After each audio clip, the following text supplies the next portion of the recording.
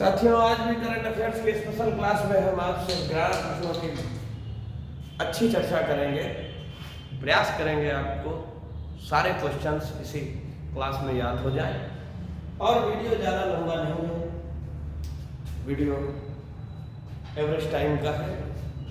सभी बंधुओं से हमारी दरख्वास्त है कि इसको पूरा देख लेंगे, एक आध क्वेश्चन से कोई फर्क नहीं पड़ेगा, पूरा वीडियो पढ़ना पड़ेगा। जैसा कि अभी चर्चा में रहा है, मुगल गार्डन जो कि राष्ट्रपति भवन में स्थित था और मुगल गार्डन का नाम बदल दिया गया है। क्या रखा गया मुगल गार्डन का नाम बदलकर, आइए हम बात करते हैं। तो मुगल गार्डन का क्या नाम बदलकर रख दिया गया है? मुगल गार्डन का नाम बदलकर रख दिया गया अमृत उद्यान। अमृत उद्यान रख दिया गया है मुगल गार्डन का नाम बदलकर। और मैं आपको बताता हूँ मुगल गार्डन को डिजाइन करने वाले कौन थे। उनका नाम था एडवर्ड लुटियंस। इन्होंने मुगल गार्डन को 1917 में डिजाइन किया था।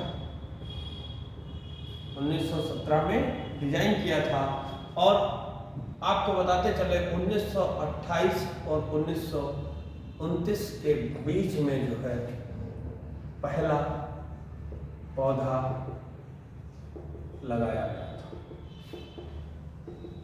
पहला पौधा लगाया गया था और आपको बता दें अभी इसका नाम जो बदला गया है वो 28 जनवरी को बदला गया है। ये था पहले क्वेश्चन की बातें। अच्छी लगी हो लाइक करिए, कमेंट करिए और अपने दूसरे साथियों को भी बताइए कि लखीमपुर खीरी में एकमात्र ऐसी कोचिंग जिसमें करंट अफेयर्स ऑनलाइन पढ़ाया जाता है और शनिवार को ऑनलाइन टेस्ट भी होता है। यूट्यूब पर आपके सामने सारी चीज़ें हैं, आप देख सकते हैं। ऑस्ट्रेलियन ओपन 2023 का महिला एकल खिताब किसने जीता है? तो इनका नाम है आर्यना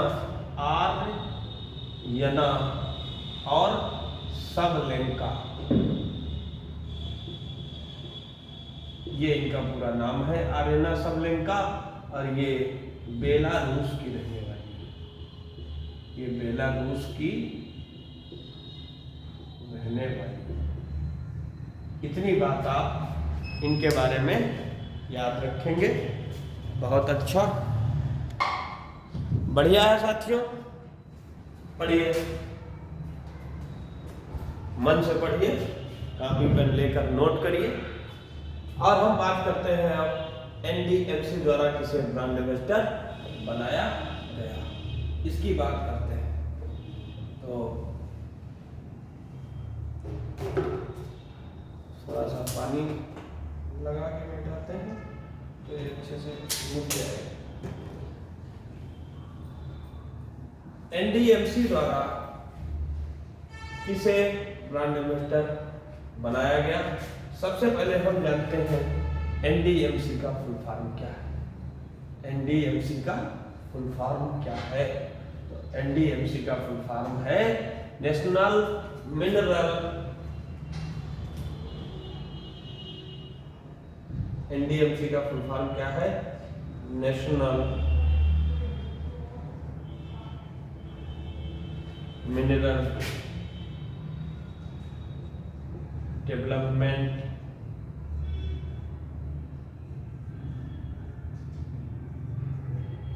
कॉर्पोरेशन।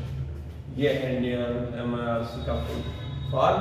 और जिनको प्राइम मिनिस्टर बनाया गया है उनका नाम है निखत जरीन। उनका क्या नाम है भैया? निखत जरीन।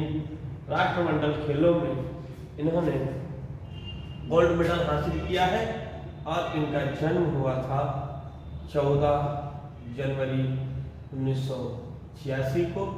और कहाँ हुआ था? तो हुआ था तेलंगाना, आंध्र प्रदेश। निखत जरीन का जन्म हुआ था। बताइए, आपको सारी चीज़ें समझ में आ रही हैं? कहीं अगर कोई दिक्कत होती है तो आप तुरंत हमारे व्हाट्सएप नंबर पे संपर्क करिए। अगर आप कोई सुझाव देना चाहते हैं तो उसे तत्काल कमेंट बॉक्स में दे सकते हैं।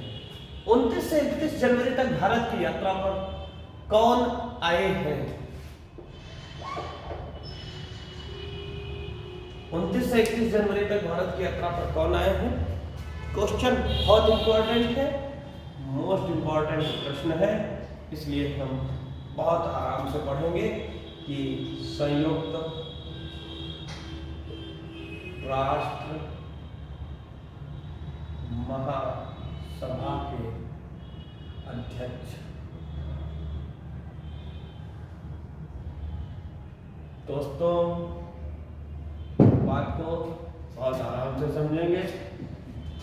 संयुक्त राष्ट्र महासभा के अध्यक्ष आए हैं। कहाँ? क्या नाम है इनका? साबा कुरैशी। ये आए हैं भारत की यात्रा पर। कब से कब तक? 29 से 31 जनवरी तक भारत की यात्रा पर आए हैं। क्लियर है? ये भारत की यात्रा पर आए हैं, तो इनका नाम याद रखेंगे। ये संयुक्त राष्ट्र महासभा की जो स्थापना है ये 1945 में हुई थी। 1945 में बनाया गया था। थोड़ा सा निमंत्रणों का टाइम है, समय कम है, जानकारी आपको देनी है, क्लास तो आपको प्रोवाइड करानी है, कभी छोटी या कभी बड़ी, कभी ज़्यादा जानकारी, कभी कम जानकारी। और वीडियो देखने में भी भारी गिरावट आई है। इसके दो रीज़न हैं। पहला तो एक का पेपर हो जाना, दूसरा दावतों का होना। तो बस आप ये जान लीजिए कि अगर आपके एग्ज़ाम हो गए हैं तो पढ़ाई और अच्छे से करनी है, नहीं तो जितनी तैयारी अभी तक आपने की थी वो मिट्टी में मिल जाएगी। और दूसरी बात, जो निमंत्रण है वहाँ जाइए, शौक से जाइए, लेकिन इतना याद रखिए कि सुबह कोचिंग भी आना है, और जो प्रतिदिन की पढ़ाई है नहीं ज़्यादा तो कम सही लेकिन होनी जरूर चाहिए। अगर शेड्यूल बिगड़ गया, एक दो दिन ऐसे निकल जाएगा मजबूरी में, तो फिर बाद में पढ़ने का मन नहीं करेगा। ये मैं पर्सनल एक्सपीरियंस बता रहा हूँ, अनुभव आपसे शेयर कर रहा हूँ। और बहुत सारी चीज़ें जो अनुभव से आती हैं वो किसी स्कूल और कॉलेज में नहीं पढ़ाई जाती। असली शिक्षा तो जिंदगी सिखाती है, ठोकरें सिखाती है।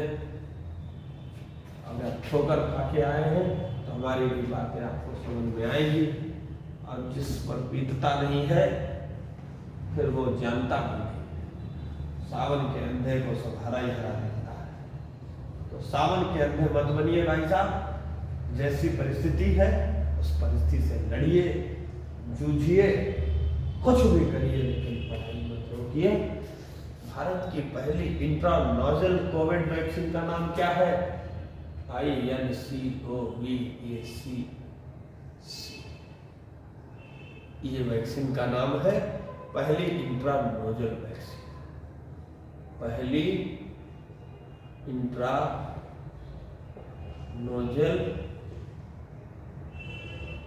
वैक्सीन। क्लियर होगी बात? खादी उत्सव 2023 का उद्घाटन कहाँ किया गया? खादी उत्सव 2023 का उद्घाटन मुंबई में किया।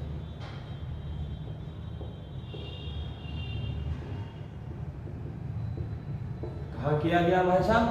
मुंबई में किया गया। और खादी और ग्रामोद्योग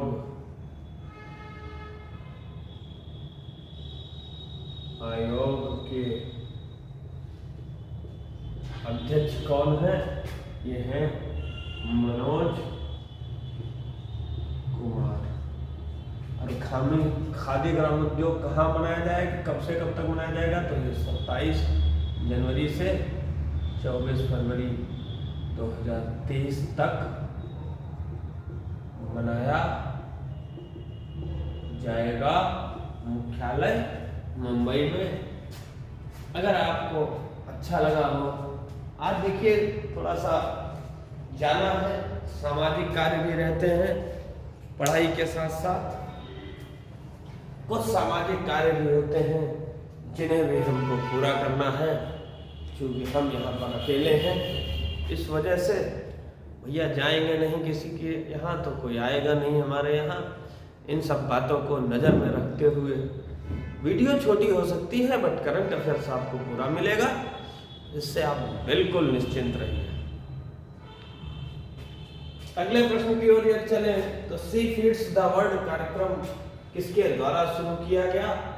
तो अगर इस क्वेश्चन की मैं बात करूं, सी फीड्स द वर्ल्ड कार्यक्रम ये फसल उत्पादन में तथा महिलाओं की आय में वृद्धि करने के लिए किया गया। फसल के उत्पादन में वृद्धि करने के लिए, आइए मैं आपको डिटेल से थोड़ा सा बताता हूँ। ये आपने नोट कर लिया होगा। अब देखिए, नोट कर रहे हैं नहीं कर रहे हैं तो आप जानिए, बस मेरा काम यह है कि आपको अच्छी से अच्छी करंट अफेयर्स की क्लास देना। Sea feeds the world, sea feeds the world, sea feeds the world. Sea feeds the world का उद्देश्य क्या है, किसके द्वारा शुरू किया गया अभी बताएंगे, लेकिन इसका उद्देश्य क्या है? इसका उद्देश्य है फसल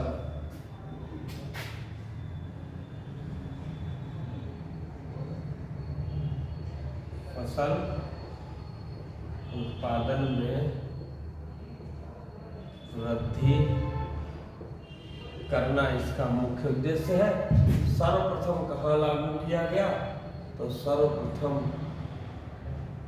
पश्चिम बंगाल में लागू किया गया। सबसे पहले कहाँ लागू किया गया? पश्चिम बंगाल में लागू किया गया। किसने लागू किया?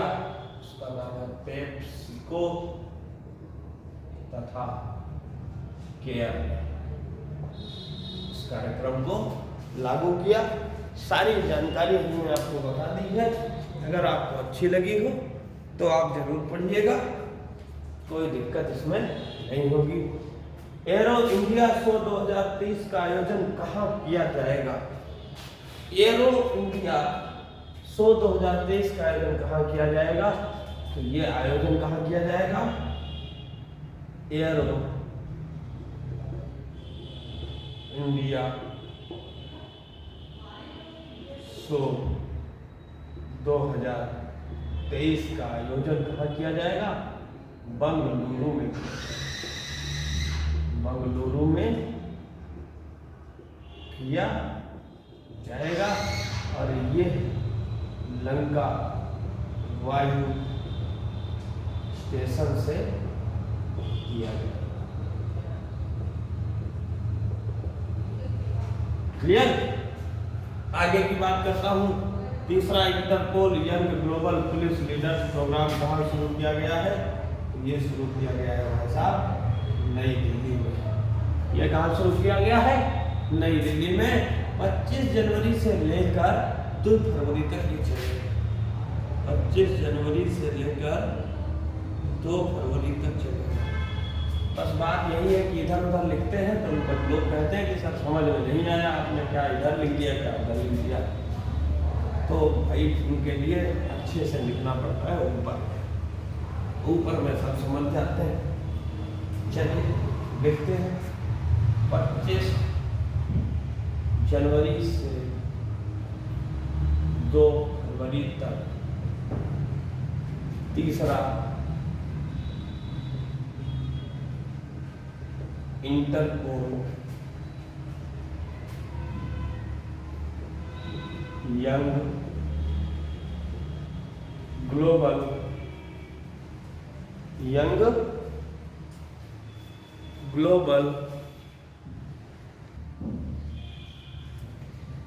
साथियों, इंद्र देवता से हमारी इतनी दरख्वास्त है कि बारिश को रोक लें। आज बहुत तगड़ी लगन है।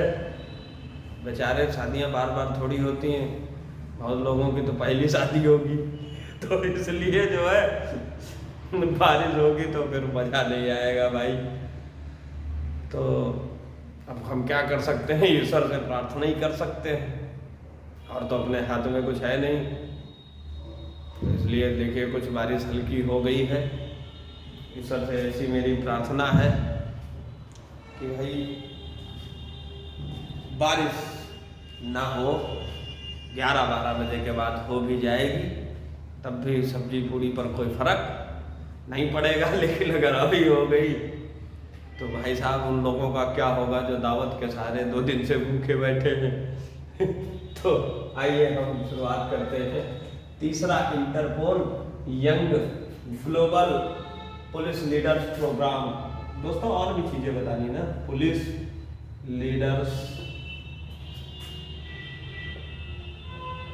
प्रोग्राम नई दिल्ली में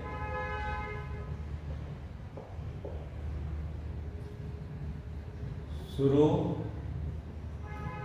किया गया है, जिसमें 44 देशों के 59 प्रतिभागी भाग लेंगे। ये था दोस्तों करंट अफेयर्स का एक बहुत ही महत्वपूर्ण प्रश्न। दूसरी बात अगर हम बताएं, डाटा गोपनीयता दिवस कब मनाया गया है, तो ये मनाया गया है 28 जनवरी को। अगर मैं बात करूं कौन सी राज्य सरकार प्रकृति और पक्षी महोत्सव के 7वें संस्करण की मेजबानी करेगी, तो वो है अपनी उत्तर प्रदेश सरकार। तो दोस्तों आज भी देखिए 11 महत्वपूर्ण करंट अफेयर्स हमने पढ़ा है, जाना है, समझा भी है, और देखिए ईश्वर ने बहुत जल्दी हमारी बात को सुना, समझा, बारिश बंद हो गई है। चलिए आज इतनी छोटी सी क्लास में बहुत सारे प्रश्न हमने जाने। कल फिर हम मिलेंगे आपसे एक दमदार क्लास के साथ। आज की क्लास बस इतनी ही। धन्यवाद।